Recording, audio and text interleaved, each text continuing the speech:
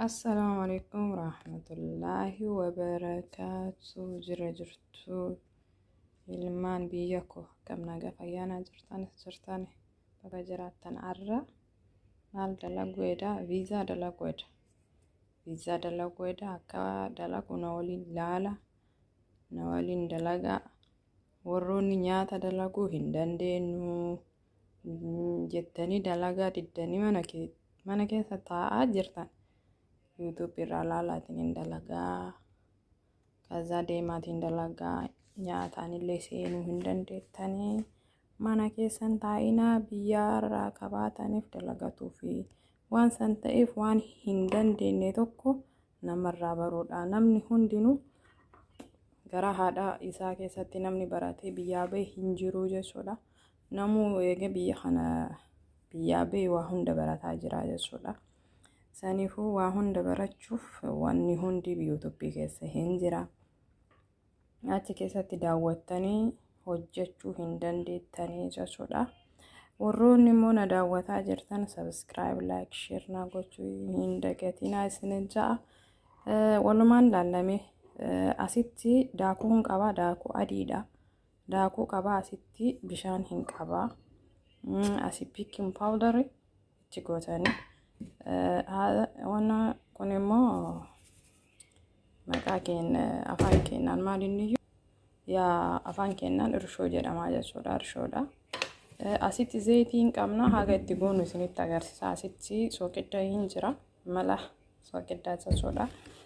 Hagam akka itti maknu walumaan laallaa jechuudha. Daakuu kubbaayyaa lama itti naqannaa jechuudha. Kubbaayyaa lama daakuu kubbaayyaa bishaanii jechuudha. Isa lama itti naqannaa. Na asitti doonaan qabna jechuudha. Kubbaayyaa tokko itti goona irshoo jechuudha. Maankaa tokko jechuudha. Maankaa guddaa tokko itti goona. Asitti baking powder hin qabna. Baking powder illee itti godhannaa jechuudha. Baking powder itti illee hin baay'isnu. Mambuka waan barbaannuuf hagana itti goona. Okay. Sookidda maankaa xiqqishuu gimmaasha maankaa xiqqaa jechuudha. Maankaa xiqqaa gimmaasha itti goonaa jechuudha. Asitti maankaa xiqqaa sookidda itti goonaa jechuudha. Asitti sukkaara hin qaba. Sukkaarri xiqqoo hamii waan barbaaduuf itti godha. Maankaa itti goona. Asitti baking powder hin qabna. Baking powder illee itti godhannaa jechuudha. Baking powder itti illee hin baay'isnu. Mambuka waan barbaannuuf hagana itti goona. Okay. Sookidda maankaa xiqqishuu gimmaasha maankaa xiqqaa jechuudha. Maankaa xiqqaa gimmaasha itti goonaa jechuudha.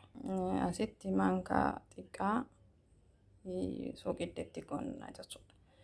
Asitti sukkaara hin qaba. Sukkaarri xiqqoo hamii waan barbaaduuf itti godha. Maankaa lama guddaa itti godhadhaa jechuudha. Na walumaan laallaa waan itti bu'u hin bukeessinaa jechuudha. Amma zayitii kubbaayyaa xiqqaa kana tokko itti goonaa jechuudha. Akka onna jedhuuf jechuudha. Ittiin baay'isnu. Kubbaayyaa kana tokko nu gahaa jechuudha. Sookidda itti goonaa. Achi booda waan itti ba'u ni laallaa jechuudha. Hin bukeessinaa ammoo jechuudha. Walumaan bukeessinaa nu daawwadhaa. Subscribe, like, share gochuu hin dagatinaa. Bishaan itti naqanna jechuudha. Bishaan kana qorrallee miti ho'allee miti jechuun jiddu galeessa jechuudha. Xiqqoo ho'uu jechuudha. Akka onna nu jala hin jenne ka xiqqoo ho'uu jechuudha. Ta'uu qaba, akkas ta'uu qaba. Bishaaniin aga xiqqoo isii akkasitti waan godhee jira. Ani baay'ee dalaguu waan hin barbaanneef waanuma xiqqishuudhaan nama maatii baay'ee hin qabu. Maatii xiqqishuma qaba jechuudha. Saniifiin waan xiqqoo dalagaa jechuudha. Yoo isin immoo waan guddaa ka dalagdan nama guddaa nama baay'eef nama dalagdan yoo taate dammoo laazim daakuu itti dabaluu qabdan. Waa hundaayyuu itti dabaluu qabdanii jechuudha. Ani garuu waanuma xiqqishuu dalagaa jechuudha. Maaliif sana maatii baay'ee hin qabu. Viizaan immoo buluu hin qabu. Waanuma amma nyaatamu qofa bichaa ta'uu qaba malee waan buluuf ta'uu hin qabu jechuudha. Innaan walumaan daawwadhaa. Warroon nu daawwataa jiran subscribe, share, like nu gochuu hin dagatinaa. Innaan bokeessinaa jechuudha. Kanatti miiciqna sirriitti miiciqna akka inni sirriitti seenuuf jechuudha. Akkasitti miiciqxee geessine jechuudha amma. Anoo argitanii kana qadaadnee sa'a tokko teessisna jechuudha. Sa'a tokkoon booda waan inni ta'u walumaan laallaa jechuudha. Waan ta'u walumaan laalla amma sa'a tokko itti qadaadee laayinoon itti godhee itti qadaadee ka'aa jechuudha. Lixiin nu bukaa'ee jira. Waan nu bukaa'ee jechuudha. Bukaa'ee jira lixiin. Asitti akkasitti qoqqoodannee lafa kaa'annee jira. Asitti immoo ni addaan maxxanaa jechuudha. Namni waan qonnaa gootan qabaatan jechuudha. Ittiin addaan ittiin rigdan yoo qabaatan jechuudha.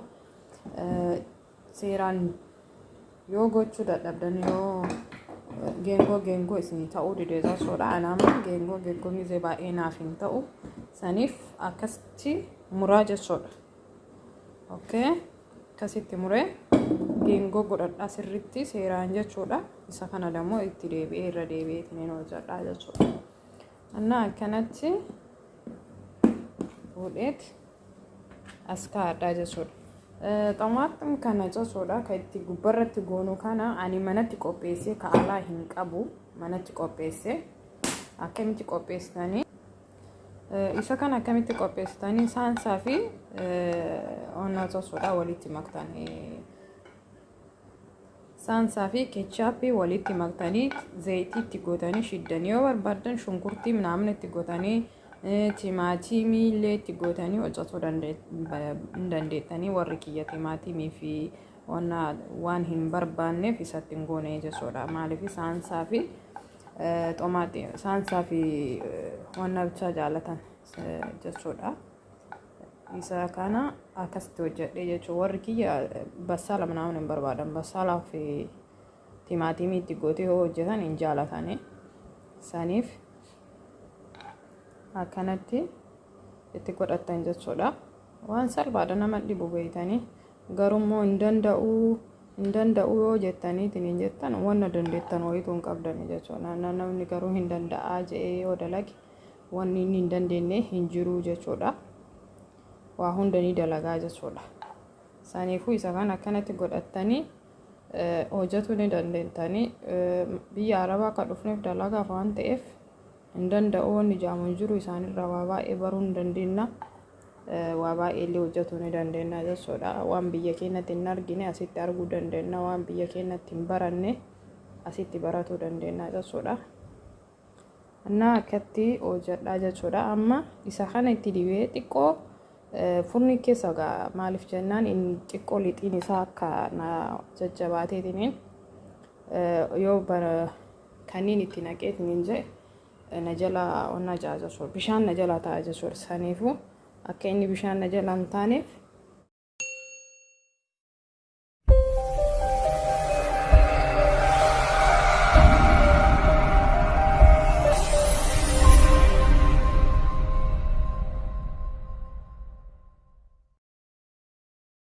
bishaan na jala ta'a jechuudha. Saniifuu akka inni bishaan na jala hin taaneef isaa wala ittiin godhu jechuudha. Dura xiqqoo isii furnoo keessa godhee ibiddaan xiqqoo shidaa jechuudha. Inni kun dijaaja reef isinitti agarsiise jechuudha. Shunkurtii xiyya shidadhee xixiqqeessee muree akka argitan kana jechuudha. Xixiqqeessee mureetiin onna godhee baaraata itti godhe jechuudha. Itti godhadhee jechuudha. Baaraata itti godhadhee akkanatti qopheeffadhee jechuudha. Innaa kalas waan salphaadha. Waan nama dhibu wayituu miti.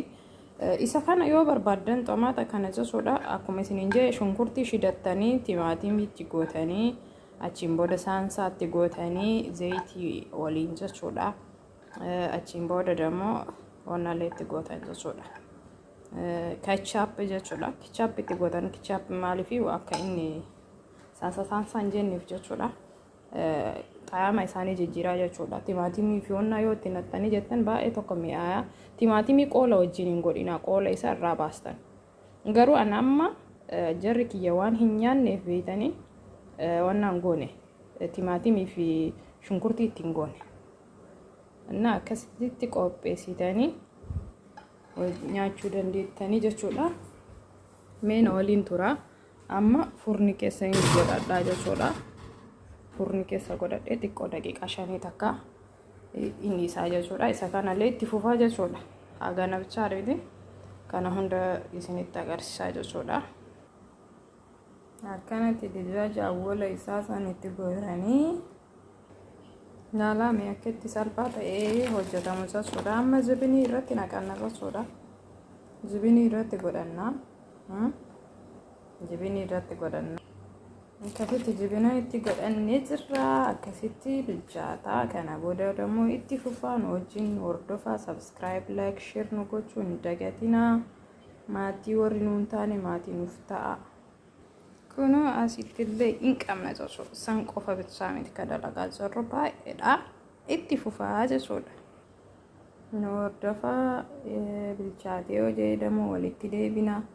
Waa hunda itti godhaa jira. Wow.